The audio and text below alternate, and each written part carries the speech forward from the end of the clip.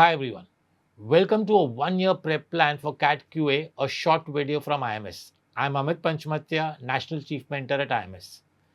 Let's start with what would be the first things or what would be your time frames for this whole 1 year. Now, this video could be for students who already joined coaching or are thinking of joining for CAT 25. So that would make sense for you. If you have, we'll go through this video. Now, let's start with what will be the first thing you will require. You need to strengthen your foundation. Now, when I say strengthen your foundation, a lot of students have dropped maths in 11th and 12th. Some of you all have dropped it in 9th and 10th also. You really need to improve your basics of mathematics before actually getting into a actual studying for your CAT. So, when I say get your basics in place. Now, how does IMS help you over here? We have a complete remedial module over here.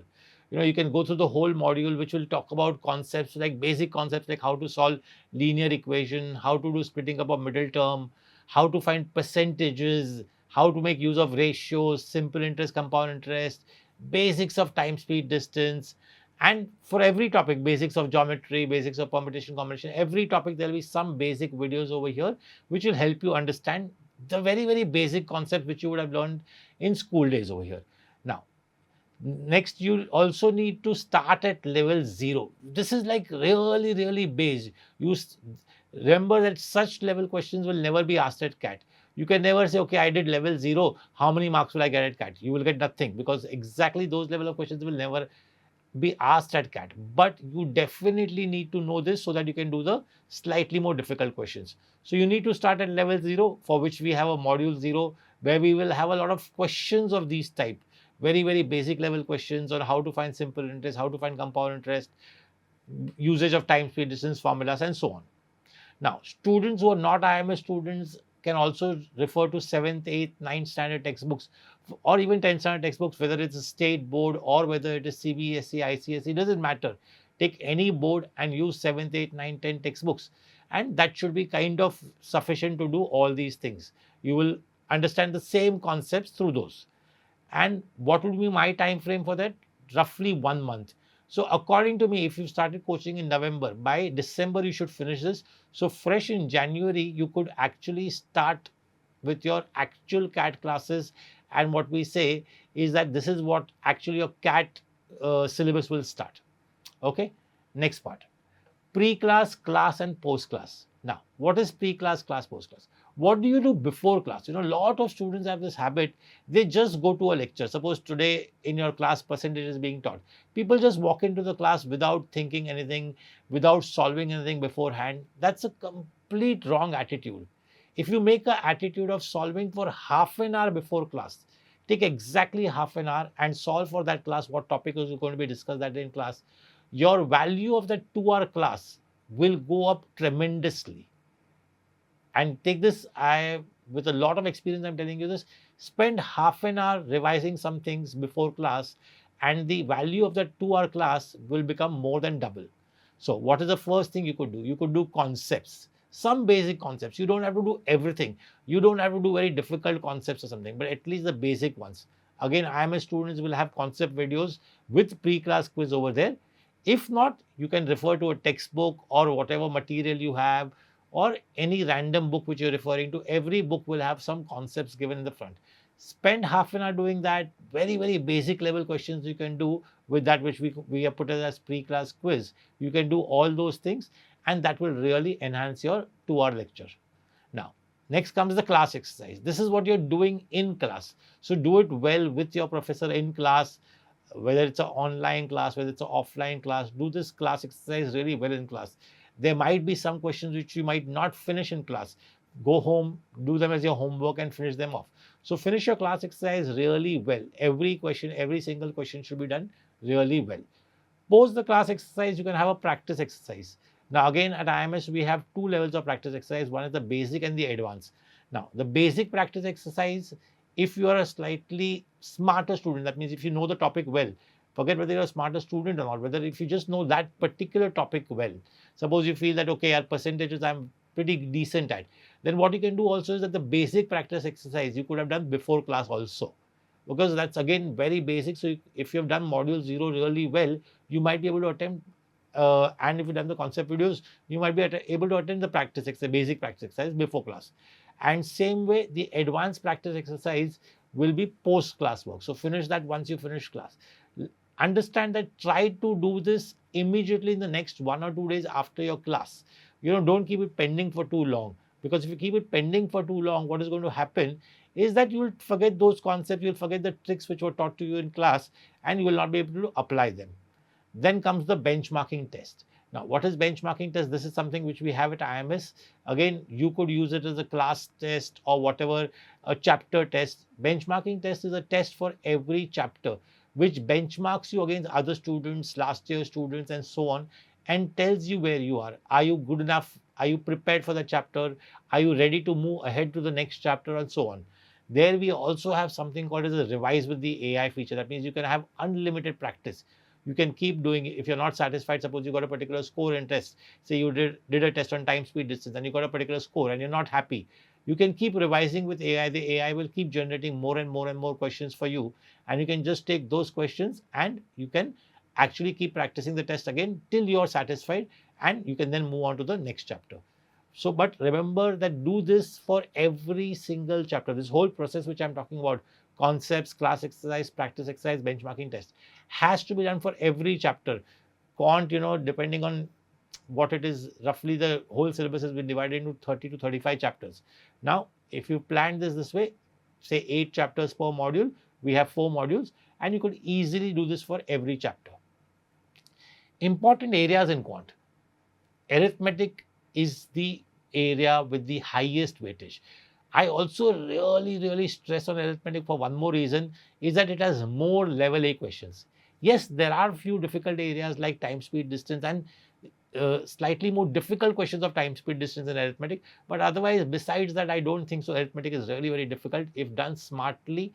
This is one area where, your smartness or your understanding of percentages and ratio and the application of that is really important. So get that good. I think arithmetic kind of gets you 50-55 percentile. That means if you have solved only arithmetic in the test also, you can get maybe 55, maybe more sometimes, 75 percentile also in a CAT paper. Now, algebra. Weightage is more in the last couple of years, till 2017, 18, even till 20. Weightage of algebra was not so high. Suddenly, the last couple of years, weightage of algebra has gone up. Asking more questions around quadratic, linear, functions, all those has been started. They've started asking a little bit more questions using higher order equations, everything. All such questions are seen lately, and so hence algebra should be done really well. Next area would be geometry. Now remember, geometry is always a very concept heavy area.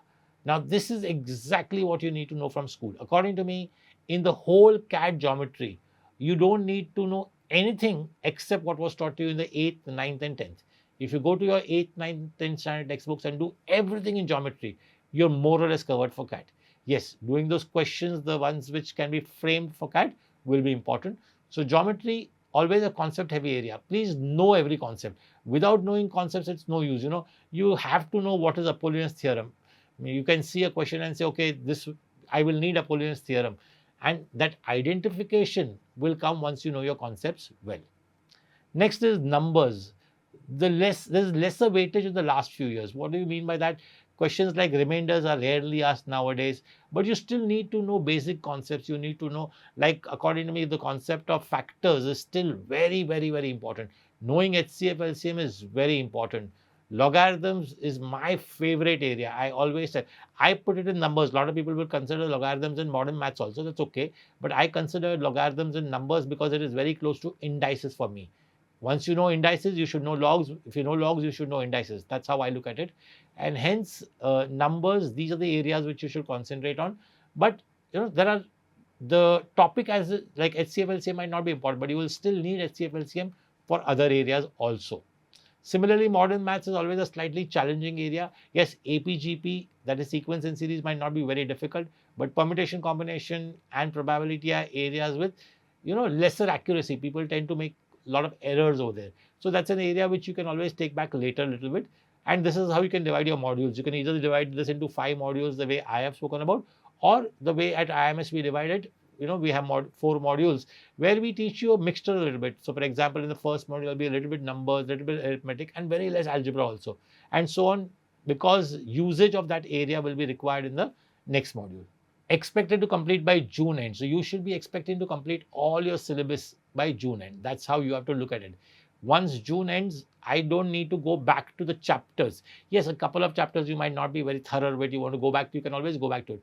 But ideally, your first round revision, that is your class exercise, your practice exercise, your benchmarking test, has to be done by June end. That's how I would look at it. Okay. Test taking. Now, test taking is an art. Understand, taking a test is the most important thing you need to learn when you're preparing for CAT. Module test at the end of every module. Now, what happens, a lot of students start their selection of questions only when they start taking tests, which is a wrong habit. You need to select questions even when you're doing your regular homework, when you're doing your practice exercise, your benchmarking test, or whatever. Learn selection. What is a level A question? What is a level B question? Which questions should I do them first? Why should I not? Why is a very lengthy question time consuming? And so on and so on. But the module test, always finish it off with every module.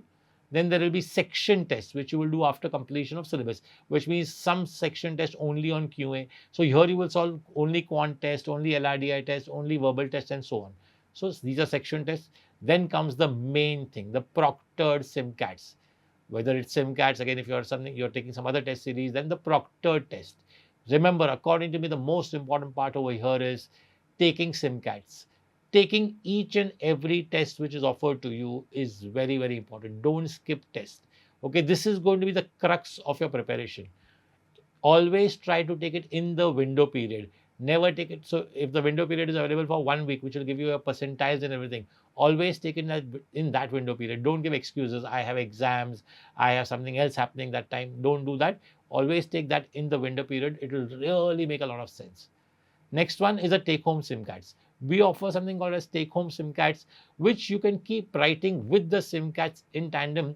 So that what happens is that you actually can do your trials in the take-home SimCATs. You're not sure whether how much time should I devote to a question, or what am I going right this way? Am I doing RCs first, or the VA part later, or vice versa? All those tricks and things which you want to try, you can try in the take-home SimCATs. It will really help.